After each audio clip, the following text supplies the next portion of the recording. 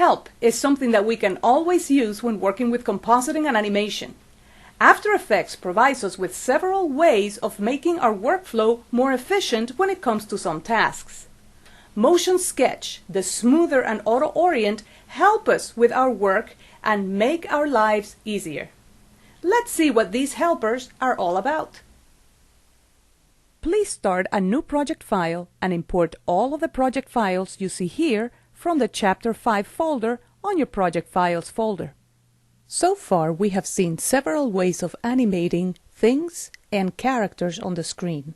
There's a couple more that I would like to talk about. I'm going to go ahead and create a new composition. I'll make it NTSC-DV. Everything else is correct, and I'll click OK. I'll zoom out a little bit, and I'm just going to draw maybe a little circle here on the screen.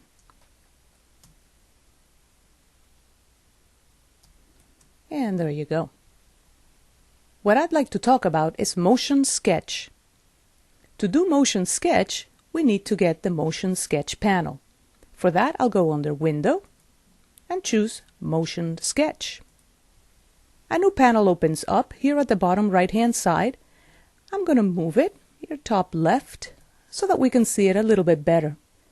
We have a capture speed at 100% and we have a smoothing at 1. Let's talk about the smoothing in a little bit. Let's see how this works. If I click on Start Capture, I can just draw the path that I would like for this ball to follow. And it's going to do so in real time. In other words, it's not capturing yet. It's not going to start doing it until I click and drag. And as I click and drag, watch the CTI in the timeline. It's moving. And there you go. If I play this back, and I'll do a RAM preview, the ball follows exactly the same path that I drew on the screen. I'm going to go ahead and undo this, Control or Command Z. And I'm going to change the capture speed now at 200%. I'll click on Start Capture and watch the CTI on the timeline as I draw the motion path.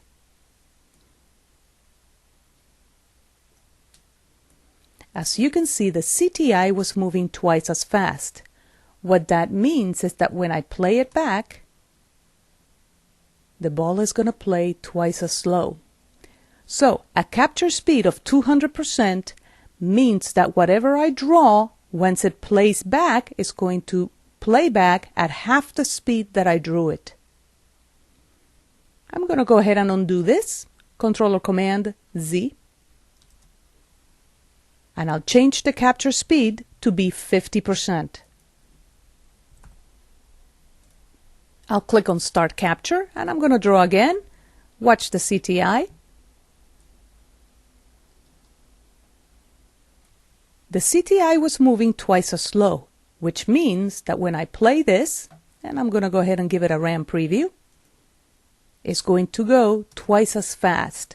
In other words, when I change the capture speed at 50%, whatever I draw is going to play at twice the speed that I drew it. I'm going to go ahead and leave it at 100%.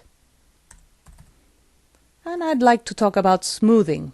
I'm going to go ahead and delete these keyframes. So I'll select the layer and press the letter U.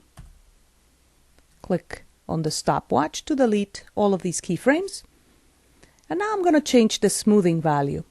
The smoothing value is a tolerance value that After Effects is going to use. So instead of creating new keyframes, it's going to use Bezier curves to make the motion path smoother. I'll change this to about 25 or so, and I'll start the capture. Notice that I have a lot less keyframes now. In other words, it's still following the path, but not as closely as before, and that's a good thing because I was hand drawing it. And it has replaced most of the keyframes with Bezier curves. Let me go ahead and undo that. The higher the value, the more Bezier curves it's going to use. So if I change the smoothing value to 100% or so, this is what I'm going to get. very, very few keyframes. In fact, I only got 4 this time. I'll go ahead and undo that again. Show wireframe just means that when I start the capture, it's going to show a wireframe preview of what the layer is. If I deselect this, let me go ahead and undo and deselect this. It's going to hide the wireframe of the shape as I draw the motion path. And I'll undo again. I'm going to change the smoothing value back to about a 20. And that's better. Background just means that it's going to show the background or not. So let me add a background here. I'm going to add one of these JPEGs. I'm going to go ahead and go back to the motion sketch, and I'll start the capture. This time background is selected. And I can see the background as I draw my motion path. I'll undo. If I deselect the background and I start the capture again, the background disappears while I'm doing the drawing. Motion sketch is a really good way of drawing your animation. However, what happens when you already drew your motion, or if you already have position keyframes and then you want to smooth them out? I'm going to go ahead and delete these position keyframes, and I'll delete the background as well. And I'm going to change the smoothing value to 0. And I'm going to start capturing now.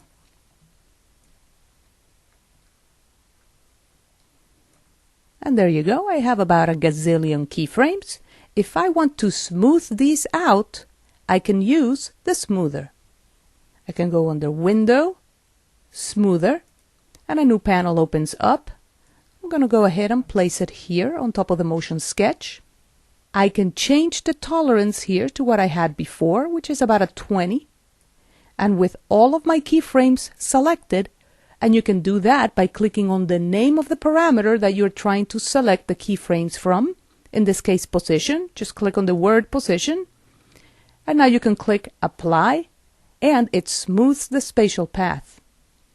You can apply the smoothing to the spatial path and to the temporal path. In this case, because we're dealing with position keyframes, only the spatial path is available.